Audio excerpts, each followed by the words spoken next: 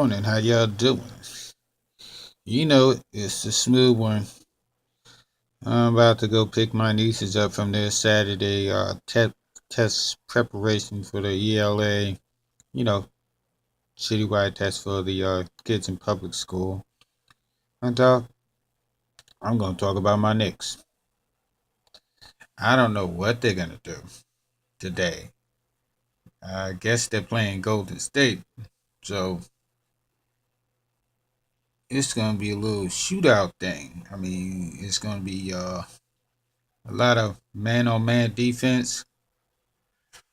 Oh boy. And you know I gotta have me a cold one. You know, one of these when I watch a Knick game. Cause, you know, whew, it's rough being a Knick fan these days. I don't even have a Knick hat anymore.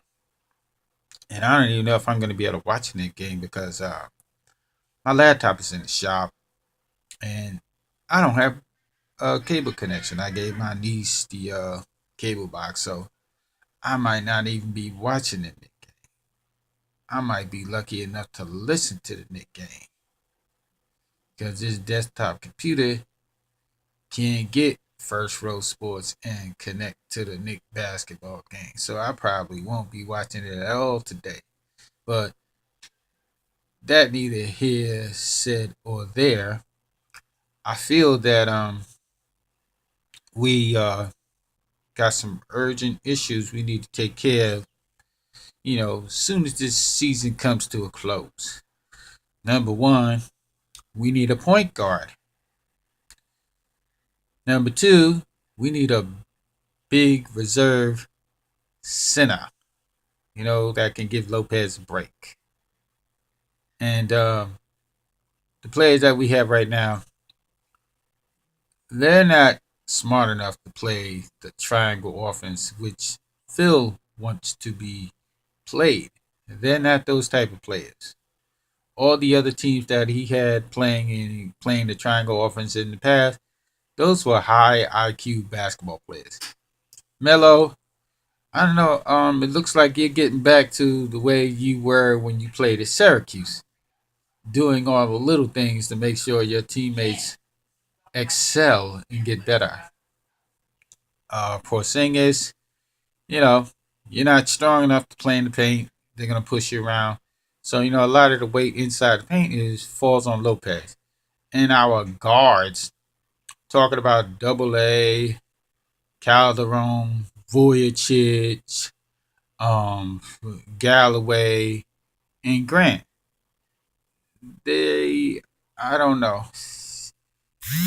The other guards just keep driving past them and ending up in the paint.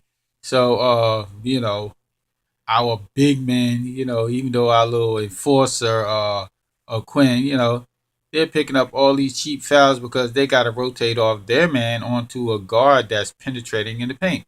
So, therefore, we have poor, very poor perimeter defense against the higher echelon of NBA teams. We could probably beat Philly. We could probably beat Milwaukee. We could probably beat Charlotte. We might get a win against Chicago. I don't know if we'll get a win against San Antonio. That's my other team. Okay. Hey, I like San Antonio. What do you expect? Um, but those are the things we got to work on.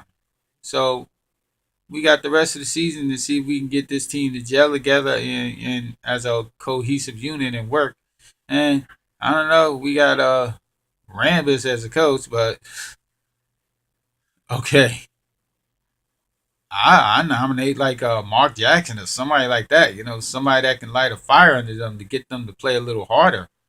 I mean, we got some pretty decent reserves. We got D Will, he's doing his thing, and the other guy Thomas is doing his thing, but we need more impact players. So when they come in, they doing their thing on both ends of the floor, not just trying to stand at the 3 point line to jack up 3 point shots. I mean, they got to penetrate too. And switch and rotate and communicate on defense. That's what the problem is. Rambus is not getting them to do that. I understand you're saying, "Oh, I want to keep one of the starters in at all times," but who's playing hard on defense? Who's rotating and talking on defense?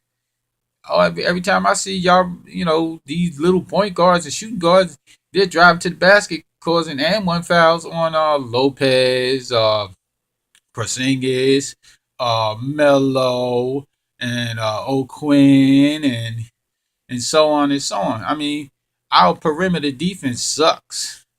I'm a Knicks fan, but hey, it is what it is.